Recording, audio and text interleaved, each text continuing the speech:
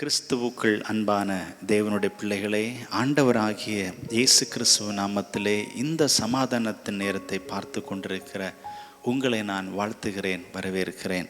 அன்புக்குரிய தேவனுடைய பிள்ளைகளே, இந்த வருடத்தின் 2 மாதங்களை முடித்து 3வது மாதத்துக்குள்ளாக நாம் வந்திருக்கிறோம். கடந்த 2 மாதங்களையும் ஆண்டவர் நமக்கு ஆசீர்வாதமாக தந்து நம்மை பாதுகாத்தது நினைத்து நாம் இணைந்து ஆண்டவருக்கு நன்றி செலுத்துவோமாக. இந்த புதிய மாதத்திற்குள்ளாக நாம் வந்திருக்கும் பொழுது, இந்த புதிய மாதத்தில் ஆண்டவர் நமக்கு தர வேண்டிய எல்லா விதமான நன்மைகளையும் தந்து ஆசீர்வதிக்க வேண்டும் என்று நான் உங்களுக்காக ஆண்டவரிடம் வேண்டிக் கொள்ளுகிறேன்.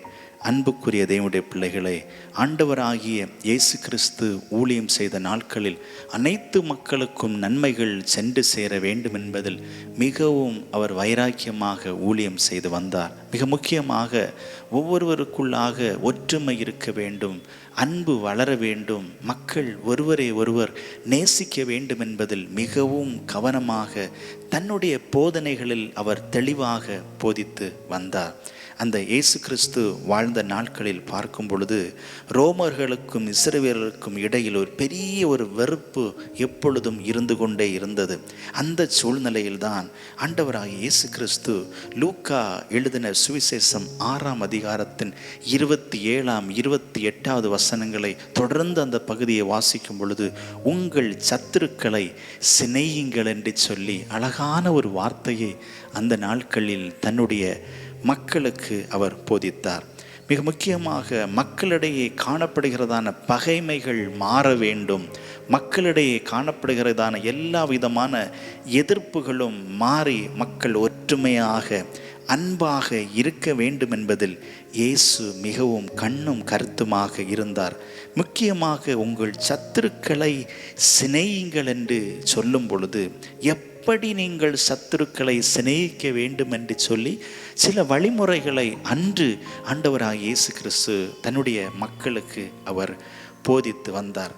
அதை சிநேகிப்பது சாதாரணமாக அல்ல, பல விதங்களில் சிநேகிக்க வேண்டும் என்று சொல்லி பல காரியங்களை ஆண்டவராகிய இயேசு கிறிஸ்து சொன்னதில் 3 காரியங்களை மட்டும் நாம் வேகமாக இந்த நாளில் நாம் தியானிக்க போகிறோம். முதலாவது பார்க்கும் பொழுது, நன்மை செய்து சிநேகியுங்கள் என்று லூக்கா 6ஆம் அதிகாரத்தின் 27ஆம் வசனத்தில் சொல்லப்பட்டிருக்கிறது. அன்புக்குரிய தேவனுடைய பிள்ளைகளே, பொதுவாக நன்மைகளை யாரிடமிருந்து பெற்றுக்கொள்கிறோமோ அவர்களுக்கு மறுமொழியாக அல்லது அதற்கு ஈடாக நன்மைகளை அவர்களுக்கு செய்வது மனிதர்கள் வழக்கமாக கொண்டு வந்து கொண்டிருக்கிறார்கள். ஆண்டவராகிய இயேசு கிறிஸ்து சத்துருக்களை சிநேகியுங்கள் என்று சொன்னார். இங்கு சொல்லும் பொழுது சிநேகிப்பது மட்டுமல்ல, நன்மைகளை செய்து உங்கள் சத்துருக்களை சிநேகியுங்கள் என்று சொல்லி அழகாக இங்கு சொல்லுகிறதை பார்க்க முடிகிறது. கிறிஸ்துவுக்குள் அன்பானவர்களே, நன்மை செய்து சிநேகிப்பது எளிதான ஒரு காரியம் அல்ல. இது மனதிலிருந்து வருகின்றதான ஒரு விஷயம், மனப்பூர்வமாக செய்கின்றதான ஒரு செயல்பாடு என்பதை நாம் அறிந்து கொள்ள வேண்டும். இயேசுவின் போதனையில் மட்டுமல்ல, அவருக்கு எதிராக அவரை கொலை செய்த, அவரை வேதனைப்படுத்தின தன்னுடைய மக்களுக்கும் அவர் அந்த இடத்தில் செய்கையின் மூலமாக நன்மையை செய்கிறதை நாம் வேதத்தில் பல ஆதாரங்களில் நாம் பார்க்க முடியும். ஆண்டவராகிய இயேசு கிறிஸ்துவுக்கு தன்னுடைய மனதில் எந்த விதமான தீமையான காரியங்களையும் மக்களுக்கு செய்வதற்கு அவருடைய மனம் ஒருபோதும் தள்ளவில்லை என்று சொல்லி அறிந்து கொள்ள வேண்டும். பழைய ஏற்பாட்டிலே பார்க்கும் பொழுது சீரிய இராணுவம் சமாரிய பட்டணத்தை சூழ்ந்த பொழுது எலிசா அந்த இராணுவர்கள் தங்களை தாக்காமல் இருப்பதற்காக அந்த இராணுவர்களுடைய கண்களுக்கு பார்வை இல்லாமல் போகும்படியாக ஆண்டவரிடம் வேண்டி அவர்களுக்கு பார்வை இல்லாமல் போயிற்று. அதோடு மட்டுமல்ல, அந்த நேரத்தில் அவர்களை தன் பக்கமாக அழைத்து வந்து அவர்கள் தன் பக்கமாக்கின பிறகு அவர்களுக்கு மறுபடியும் பார்வை கொடுப்பதற்காக ஆண்டவரிடத்தில் பார்வைக்காக வேண்டி அவர்களுக்கு பார்வை திரும்ப கொடுக்கப்பட்டது. அது மட்டுமல்ல, ராஜாவினிடத்தில் சொல்லுகிறார், அவர்களுக்கு உண்ண உணவும் அவர்களுக்கு குடிப்பதற்கு தண்ணீரும் கொடுங்கள் என்று சொல்லி ராஜாவினிடத்தில் விண்ணப்பம் பண்ணி அப்படிப்பட்ட நன்மையான காரியங்களை செய்தார். இந்த விஷயத்தில் ஒன்றை நாம் புரிந்து கொள்ள வேண்டும். இந்த இராணுவ வீரர்கள் இவர்களை அழிக்கும்படியாக வந்தவர்கள், இவர்களுக்கு எதிராக செயல்பட்டு வந்தவர்கள். ஆனாலும் கூட இந்த எதிரிகளுக்கு நன்மைகளை செய்தார் என்று சொல்லி பார்க்கிறோம்.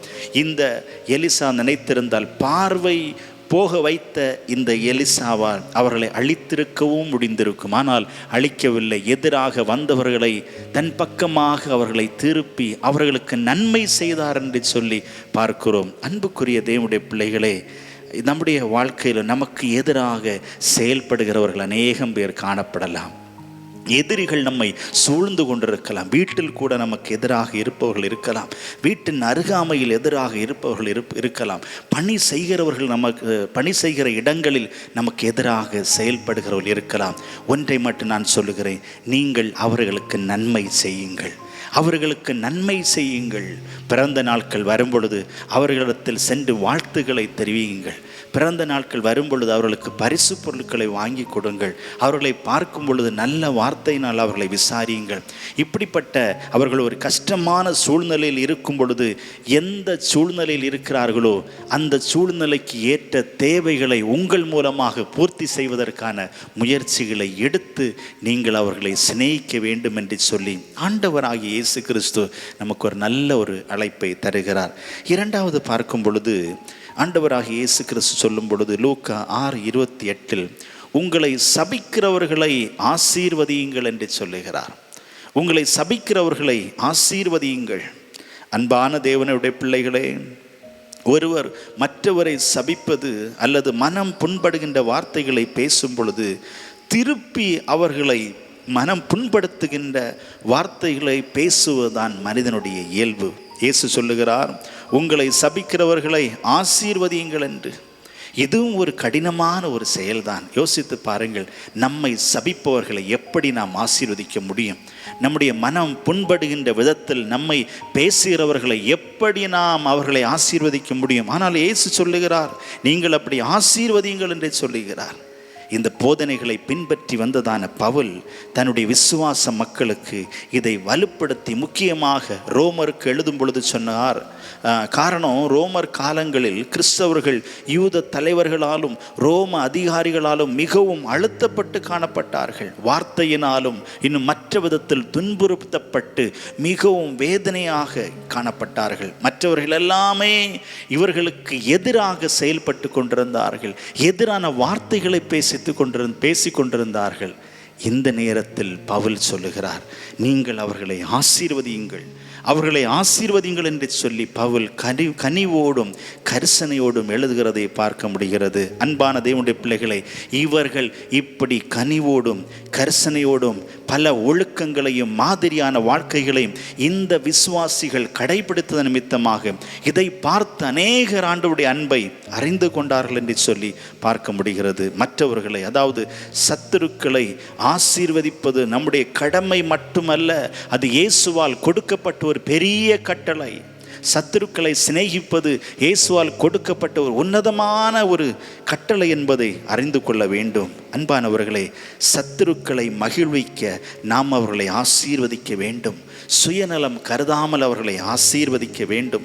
நமக்கு எதிராக இருப்பவர்கள் எவராக இருந்தாலும் அவர்கள் ஆசீர்வாதத்தை பெற்று கொள்ளும் வரையிலும் அவர்களை நாம் ஆசீர்வதிக்க வேண்டும். நம் மனதார ஆசீர்வதிக்கும் பொழுது ஆண்டவர் அவர்களை ஆசீர்வதிப்பார். பிரியமான தேவனுடைய பிள்ளைகளே, இது ஒரு கடினமான ஒரு காரியமாக இருக்கலாம். ஆனால் நீங்கள் யாரை ஆசீர்வதிக்கிறீர்களோ அவர்கள் மூலமாக உங்களுக்கும் ஆசீர்வாதம் வரும், இந்த உலகத்திற்கும் ஆசீர்வாதம் வந்துவிடும் என்பதை அறிந்து கொள்ள வேண்டும். நீங்கள் அப்படியாக ஆசீர்வதிக்கும் பொழுது பகை மாறும், பகிர்வுகள் பெருகும், பண்புகள் உயரும், பாவங்கள் களைந்தோடும், பரிசுத்தம் பெருகும், பரமனாகிய நம் தேவனுடைய நாமம் உயரும் என்பதை அறிந்து கொள்ள வேண்டும். உங்களுடைய ஆசீர்வாதத்தின் வார்த்தைகள், அது முக்கியமாக எதிரிகளை நீங்கள் ஆசீர்வதிக்கும் பொழுது தேசத்தில் பல மாற்றங்களை நீங்கள் காண்பீர்கள். தேசத்தின் மாற்றத்திற்கும் இயேசுவின் அன்பு இந்த தேசத்தில் நிலைநாட்டப்படுவதற்கு உங்களுடைய ஆசீர்வாதத்தின் வார்த்தைகள் ஒரு காரணமாக இருக்கும் என்பதை அறிந்து கொள்ள வேண்டும். மூன்றாவதாக பார்க்கும் பொழுது, உங்களை நிந்திக்கிறவர்களுக்காக ஜெபம் பண்ணுங்கள். லூக்கா 6:28 இரண்டாவது பகுதியிலே சொல்லப்பட்டிருக்கிறது, உங்களை நிந்திக்கிறவர்களுக்காக நீங்கள் ஜெபம் பண்ணுங்கள். சத்துருக்களை சிநேகிப்பது என்பது ஒரு குறிப்பிட்ட செயல் மட்டுமல்ல.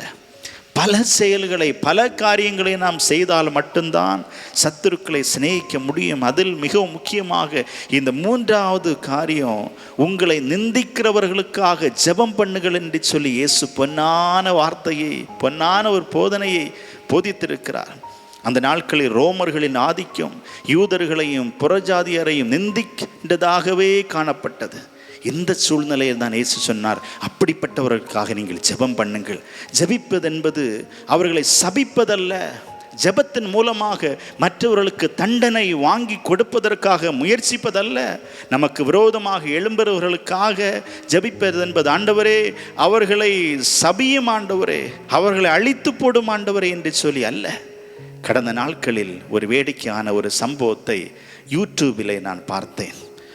ஒரு யூடியூபிலே ஒரு சகோதரி அவர்கள் தன்னுடைய கையில் ஒரு வேத புத்தகத்தை வைத்து கொண்டு பெரிதாக ஜெபிக்கிறார்கள். எப்படி தெரியுமா? ஆண்டவரே அவர்களை அழித்து விடும் என்று சொல்லி, ஆண்டவரே அவர்கள் அழிந்து போகட்டும் என்று சொல்லி, மற்றொரு நபரை குறித்து நாசமாக போக மட்டும் என்று சொல்லி தேவையற்ற வார்த்தைகளை பேசி சபித்து ஜபித்து கொண்டிருப்பதை பார்த்து என் இதயம் உடைந்து போய்விட்டது.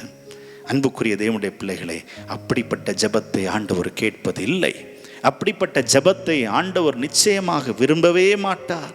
இன்னும் பல கெட்ட வார்த்தையினால் அவர்கள் ஜெபிப்பதை நான் கேட்டு உடைந்து போனேன். இயேசு சொன்னது, சத்துருக்களை சிநேகிக்க, அன்பு காட்ட, சமாதானம் உண்டாக, இரக்கம் பெருக, கவலைகள் மாற அவர்களுக்காக நீங்கள் ஜெபம் செய்ய வேண்டும். சிலுவையில் மரண கோலத்தில் நின்று கொண்டு, வேதனையில் சரீரம் முழுவதும் கிழிக்கப்பட்டு நின்று கொண்டிருந்த இயேசு தன்னுடைய எதிராக செயல்பட்டவர்களுக்காக பிதாவை நோக்கி வேண்டுகிறார். பிதாவே இவர்களை மன்னியும், தாங்கள் செய்கிறது இன்னதென்று அறியாமல் இருக்கிறார்கள் என்று சொல்லி பிதாவினிடத்தில் அவர்களுக்கு மன்னிப்பு கேட்டு அவர்களை ஆசீர்வதித்து ஆண்டவராகிய இயேசு கிறிஸ்து ஜெபித்தாரே. அன்புக்குரிய தேவனுடைய பிள்ளையே, இந்த சூழ்நிலையில் ஒன்றை மட்டும் நாம் புரிந்து கொள்ள வேண்டும். நமக்கு எதிராக இருப்பவர்கள் எதிரிகளுக்கும் நித்திய வாழ்வு வேண்டும். அவர்களும் ஆசீர்வதிக்கப்பட வேண்டும். அவர்கள் நோயின்றி சுகமாக இருக்க வேண்டும். அவர்களுக்காக நாம் ஜெபிக்கும் பொழுது ஆண்டவர் அவர்களின் தேவைகளை சந்திப்பது மட்டுமல்ல, அவர்களிடத்தில் காணப்படுகிறதான முரட்டுத்தனமான குணங்களை மாற்றுவதற்கு நாம் அவர்களுக்காக ஏறெடுக்கின்ற ஜெபம் ஒரு காரணமாக இருக்கும். எதிரிகளுக்காக ஜெபம் செய்வதன் மூலமாக ஆண்டவரின் செயலை நாம் வெளிப்படுத்துகிறோம். அவர்களுக்காக ஜெபிப்பதன் மூலமாக பரிசுத்த ஆவியானவரை ஈடுபட நாம் வைக்கிறோம். அவர்களுக்காக நாம் ஜெபிக்கும் பொழுது அந்த இடத்தில் ஒரு ஒற்றுமையை ஆண்டவர் உண்டு பண்ணுவார். மனதார ஜெபிக்க வேண்டும், உண்மையாக ஜெபிக்க வேண்டும். என் அன்பு தேவனுடைய பிள்ளைகளே, நமது வாழ்க்கையிலே சத்துருக்களினாலோ எதிரிகளினாலோ செயல்படுகின்ற அல்லது நமக்கு வருகின்றதான சூழ்நிலைகளின் நிமித்தமாக நாமும் அவர்களும் ஆசீர்வதிக்கும்படியாக தான் ஆண்டவர் சொல்லுகிறார், உங்கள் சத்துருக்களை சிநேகியுங்கள் என்று சொல்லி.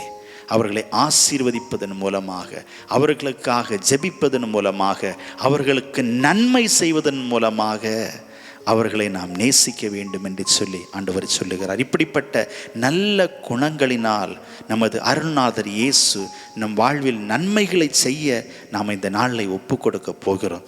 நாம் ஒருவருடைய நன்மையான செயலின் மூலமாக, நாம் மற்றவர்களை ஆசீர்வதிப்பதன் மூலமாக, நாம் மற்றவர்களுக்காக ஜெபிப்பதன் மூலமாக நம்முடைய வாழ்க்கையில் இந்த மாதத்தில் ஆண்டவர் நம்மை ஆசீர்வதிக்க போகிறார். ஆசீர்வாதங்களுக்காக காத்து கொண்டிருக்கிற அன்பு பிள்ளைகளை, இந்த செயலை நீங்கள் செய்து பாருங்கள். இந்த மாதத்திலே நீங்கள் நன்மைகளை நிச்சயமாக நீங்கள் பெற்றுக்கொள்ள போகிறீர்கள். கண்களை மூடி நம் ஆண்டவரை நோக்கி பார்த்து நாம் ஜெபம் செய்வோமா? எங்கள் பரலோகத்தின் நல்ல ஆண்டவரே, இந்த மகிழ்ச்சியான இந்த மாதத்தின் முதல் நாளுக்காக நாங்கள் நன்றி செலுத்துகிறோம். உங்கள் சத்துருக்களை சிநேகிங்கள் என்று சொல்லி நீர் எங்களுக்கு கற்றுக் கொடுத்தீரே. அதுவும் நன்மை செய்வதன் மூலமாக, அவர்களை ஆசீர்வதிப்பதன் மூலமாக, அவர்களுக்காக ஜெபிப்பதன் மூலமாக நாங்கள் எங்களுக்கு எதிராக இருப்பவர்களை நேசிக்கும் பொழுது அந்த இடத்துல ஒரு பெரிய சமாதானம் உண்டாகும். அவர்களும் நன்மைகளை பெற்றுக்கொள்வார்கள், நாங்களும் நன்மைகளை பெற்றுக்கொள்வோம். இந்த தேசமும் உம்மிடத்திலிருந்து நன்மைகளை பெற்றுக்கொள்ளும். அனைத்து பிள்ளைகளும் ஒருவருக்கொருவர் நன்மை செய்து ஆசீர்வதித்து ஜெபிக்கின்ற அனுபவங்களை ஆண்டவர் கொடுப்பீராக.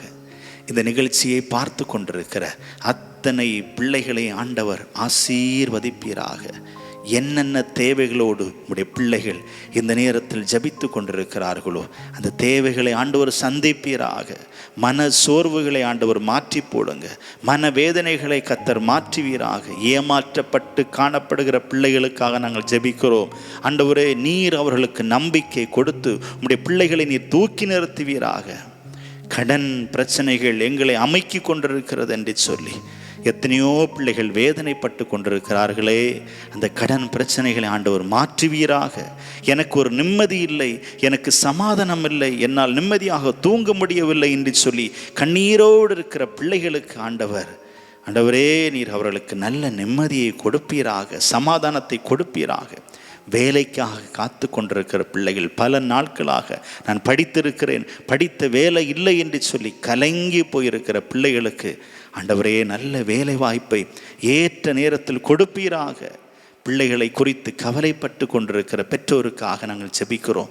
பிள்ளைகளுடைய வாழ்க்கையில் ஆண்டவர் நல் வழிகளில் கொண்டு வந்து ஆண்டவரே பிள்ளைகளை ஆசீர்வதித்து உயர்த்த வேண்டும் என்று சொல்லி நாங்கள் ஜெபிக்கிறோம். கைவிடப்பட்டு காணப்படுகிறவர்களுக்காக நாங்கள் ஜெபிக்கிறோம். நீர் அவர்களுக்கு துணையாக இருந்து உம்முடைய பிள்ளைகளுக்கு வேண்டிய உதவிகளையும் நன்மைகளையும் ஆண்டவர் செய்வீராக.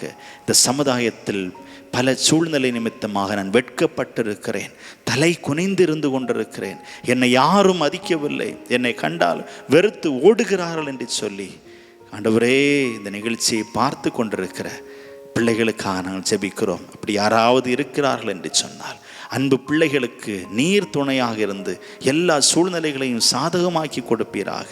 இன்னும் வருகிற தேர்வு நாட்களுக்காக நாங்கள் ஜெபிக்கிறோம். தேர்வு எழுதி கொண்டிருக்கிற பிள்ளைகளுக்காக, எழுதப் போகிற பிள்ளைகளுக்காக நாங்கள் ஜெபிக்கிறோம். உம்முடைய பிள்ளைகளுக்கு வேண்டி நல்ல ஞானத்தை கொடுப்பீராக. பரலோகத்தின் தேவன் பரலோகத்தின் ஞானத்தை உம்முடைய பிள்ளைகளுக்கு கொடுத்து ஞாபக சக்திகளை 2 மடங்கு அதிகமாக்கி கொடுப்பீராக. கல்வியில் நல்ல உயர்வுகளை கொடுப்பீராக. பரிசுத்த ஆவியானவருடைய பிள்ளைகளுக்கு ஆண்டவரே சுகம் பலனையும் ஆரோக்கியத்தையும் கொடுத்து இந்த தேர்வு நாட்களில் எந்த பலவீனங்களும் பிள்ளைகளை அணுகாதபடி கர்த்தர் பாதுகாத்துக் கொள்ளுங்க. ஞானத்தை உயர்த்துவீராக. படித்தவைகள் நம்முடைய பிள்ளைகளுடைய ஞாபகத்தில் வரட்டும். ஆண்டவரை படிக்கும் பொழுது அது மனதில் பிள்ளைகளுக்கு புரியட்டும். ஆண்டவரை ஆசீர்வதிப்பீராக. இன்னுமாக எங்கள் தேசத்திற்காக, தேசத்தின் தலைவர்களுக்காக, ஆண்டவரே இந்த தேசத்தை ஆட்சி செய்து கொண்டிருக்கிற அத்தனை பேருக்காக நாங்கள் ஜெபிக்கிறோம். ஒவ்வொருவரையும் கர்த்தர் பாதுகாத்து ஆசீர்வதிப்பீராக. என்னென்ன தேவைகளோடு நம்முடைய பிள்ளைகள் இந்த நேரத்தில் காத்து ஜெபித்து கொண்டிருக்கிறார்களோ அத்தனை தேவைகளையும் கர்த்தர் சந்தித்து இந்த மாதம் முழுவதும் நம்முடைய பிள்ளைகளை ஆண்டவர் ஆசீர்வதிக்க நாங்கள் வேண்டுகிறோம். கூட இருப்பீராக. பலவீனங்கள் மாறட்டும், வியாதிகள் மாறட்டும், கண்ணீர் மாறட்டும், கவலைகள் மாறட்டும். ஆண்டவரே தீய பழக்கங்கள் உம்முடைய பிள்ளைகளை விட்டு மாறட்டும். ஆண்டவரே நீரே மகிமை அடைய உம்முடைய பிள்ளைகள் ஒரு காரணமாக இருக்கட்டும். எங்களை உம்முடைய கரத்தலை தாழ்த்தி அர்ப்பணித்து இந்த ஜெபத்தை நாங்கள் உம்மிடத்தில் உரிமையோடும் தாழ்மையோடும் கேட்கிறோம். எங்கள் நல்ல பிதாவே, ஆமேன், ஆமேன்.